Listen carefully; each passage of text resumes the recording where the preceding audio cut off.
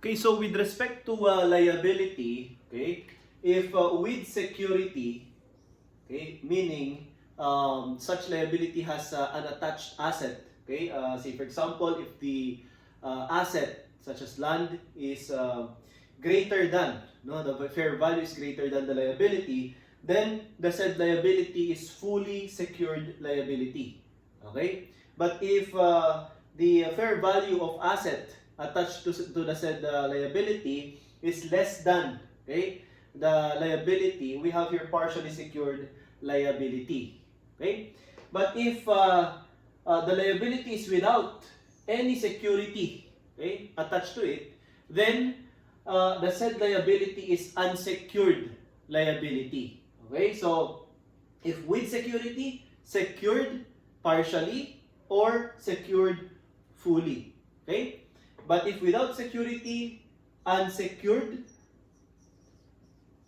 okay, liability, and you have to determine further if, no, this unsecured liability is with priority or without priority. Okay? Paano natin malalaman na with priority? Remember class yung acronym na ACE. Okay? ACE. Okay? Pagpasok itong ACE, ayan, with priority ang ating, okay, unsecured liability. Kapag ka naman hindi ACE, without priority. What is A, C, and E? A stands for assessment, taxes, or dues to the municipal, provincial, and national government. C stands for compensation, okay, wages, or salaries payable or expense. And E, okay, we have here liquidation expenses. Okay? So, take note again, no? With respect to statement of affairs, you have to classify the assets as to pledge or not pledge. If it's not pledge, free asset. Okay? If it is with liabilities, okay? So, it's an asset pledge to either fully secured or partially secured.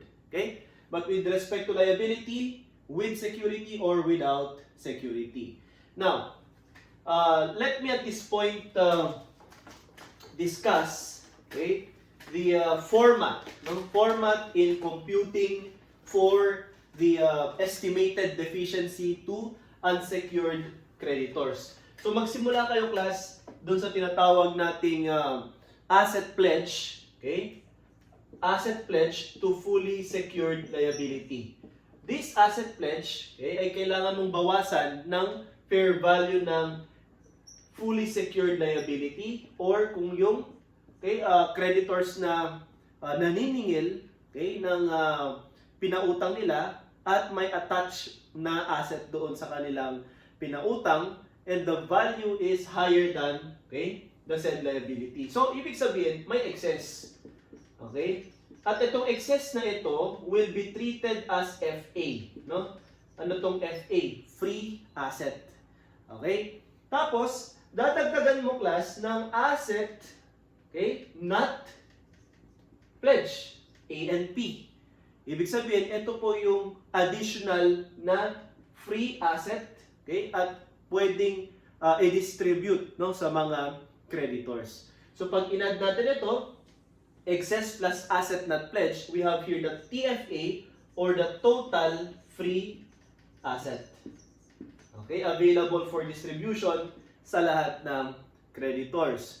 Now, this TFA, kailangan mo nang bayaran yung tinatawag nating, okay, unsecured creditor with priority. So, ang acronym natin dyan class, okay, quick notes tayo, TUCWIP.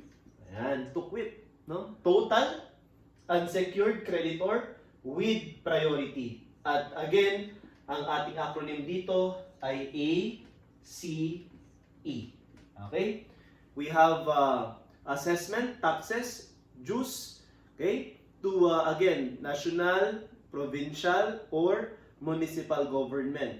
Compensation, that's for letter C, salaries and wages, and then E, liquidation expenses. So pag dineduct mo ito, mako-compute mo ang net free asset or NFA. Net free Okay, asset. Yan, NFA. And this net free asset class, ito na yung pinaka-balance na pwede mong i-distribute sa mga least priority na mga creditors.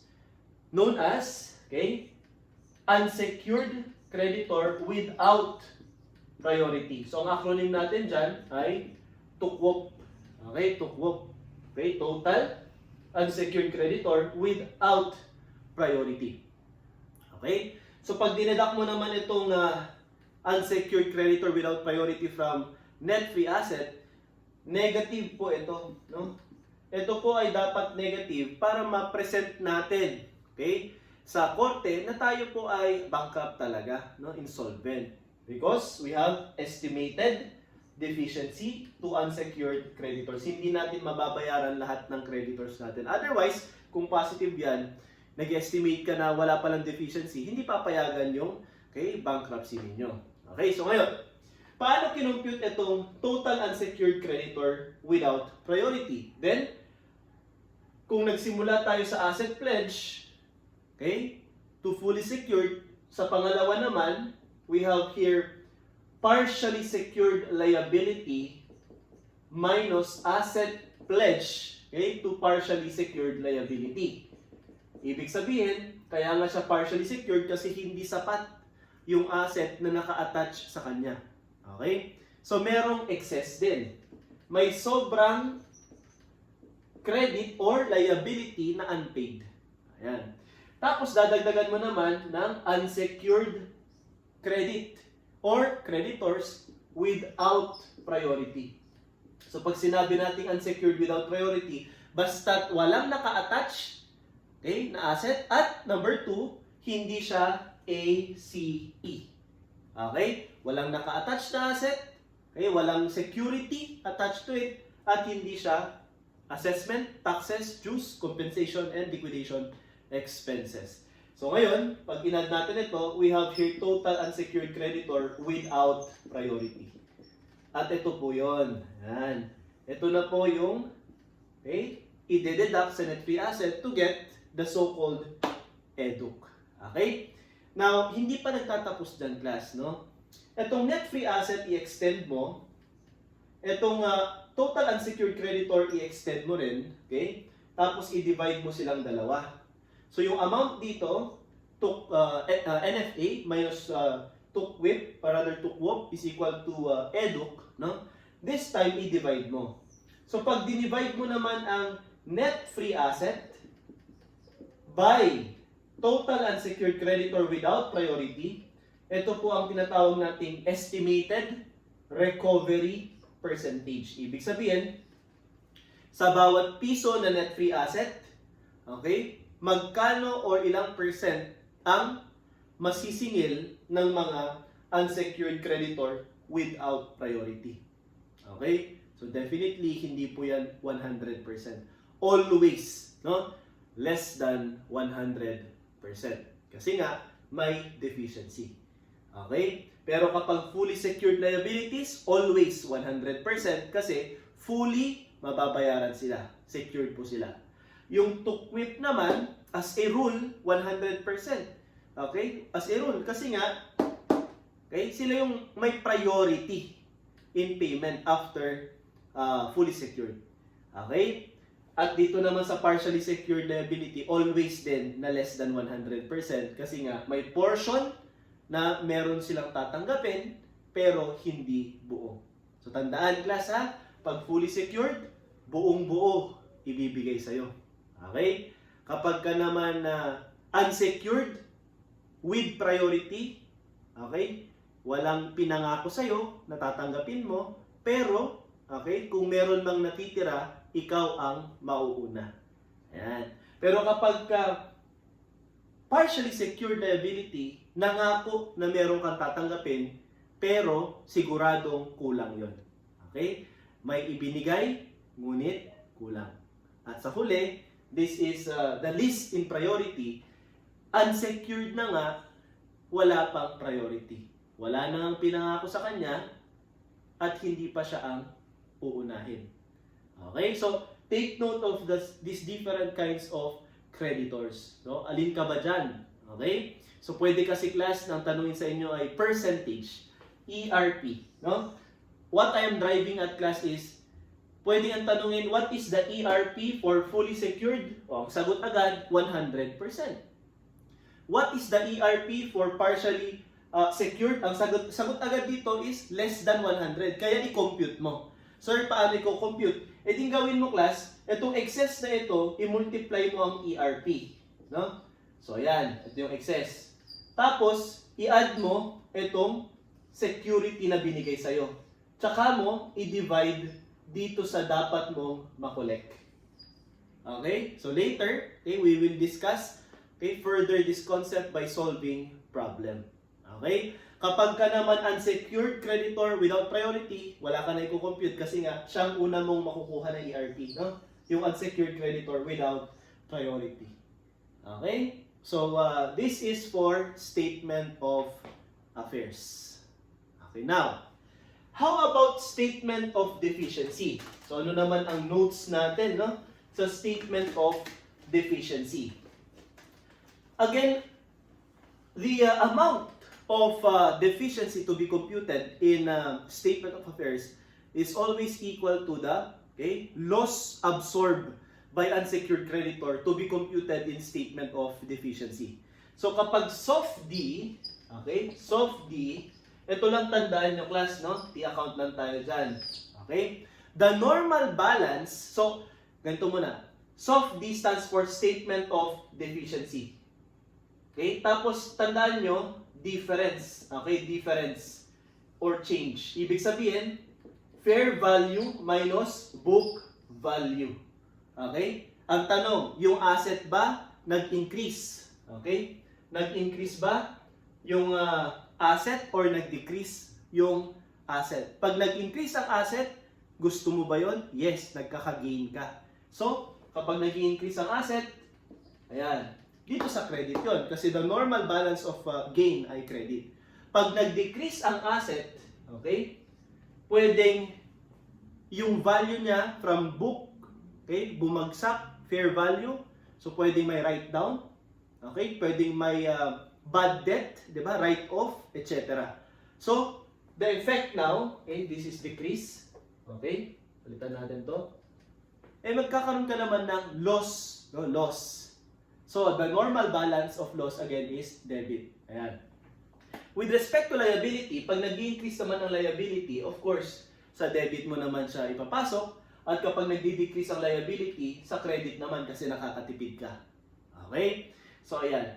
Now, aside from this, okay, pwede kasi na itong mga ito, okay, magre-result class sa tinatawag nating realization. No? Loss on realization of asset. LOREA. Dito naman sa kabila, gain on realization of asset. GOREA. Di ba?